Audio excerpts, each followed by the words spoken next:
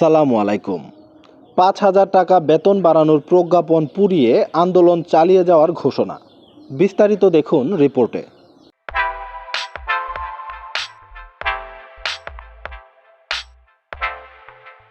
Post graduate বেসরকারি প্রশিক্ষণার্থী চিকিৎসকদের বেতন ৫,০০০ টাকা বাড়িয়ে ৩০,০০০ করে সরকারের জারি করা প্রজ্ঞাপন প্রত্যাখ্যান করে তা আগুনে পুড়িয়েছেন প্রাইভেট পোস্ট গ্রাজুয়েট ট্রেনি চিকিৎসকরা।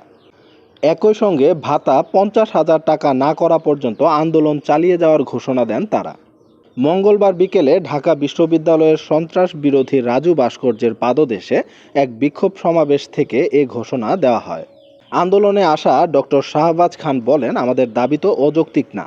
দীর্ঘদিন ধরে আমরা এই দাবি জানিয়ে আসছি, অথচ সরকার ৫০,০০০ টাকার জায়গায় মাত্র ৫,০০০ টাকা বাড়িয়ে ৩০,০০০ টাকা করেছে। আমরা এই প্রজ্ঞাপন প্রত্যাখ্যান করছি। এর আগে বেতন বৃদ্ধি করে প্রজ্ঞাপন জারি করতে সময় বেঁধে দেন তারা। দাবি পূরণ না হওয়ায় কর্মবিরতিও পালন করেন চিকিৎসকরা। ভাতা বাড়ানোর দাবিতে ২০২২ সাল থেকে আন্দোলন চালিয়ে আসছে পোস্ট গ্রাজুয়েট ট্রেনি চিকিৎসকরা। ২০২৩ সালের জুন মাসে এ দাবিতে বিশ্ববিদ্যালয়ের উপাচার্যের কার্যালয়ের সামনে অবস্থান নিয়ে বিক্ষোভ করেন ৫ শতাধিক চিকিৎসক। এরপরও বিভিন্ন সময়ে হাসপাতালের গেটে, শাহবাগে এবং কেন্দ্রীয় শহীদ মিনারের সামনে অবস্থান নিয়ে তারা বিক্ষোভ করেছেন, পালন করেছেন গণ অনশন কর্মসূচি।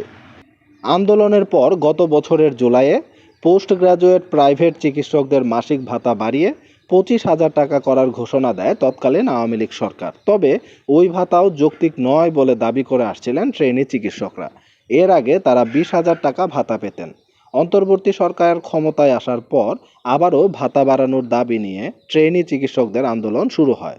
এদিকে ট্রেনি চিকিৎসকদের আন্দোলনের মুখে সরকারের ৫,০০০ টাকা ভাতা বৃদ্ধির সিদ্ধান্তকে প্রত্যাখ্যান করেছে জুলাই শহীদ স্মৃতি ফাউন্ডেশনের সাধারণ সম্পাদক ও বৈষম্য বিরোধী ছাত্র আন্দোলনের অন্যতম নেতা সার্জিস আলম।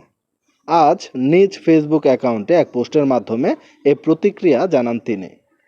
ওই পোস্টে তিনি লিখেন, দেশের আর্থসামাজিক প্রেক্ষাপট বিবেচনায় পোস্ট গ্র্যাজুয়েট ট্রেনি ডাক্তারদের ভাতা মাত্র ৩০,০০০ টাকা কখনোই যৌক্তিক হতে পারে না।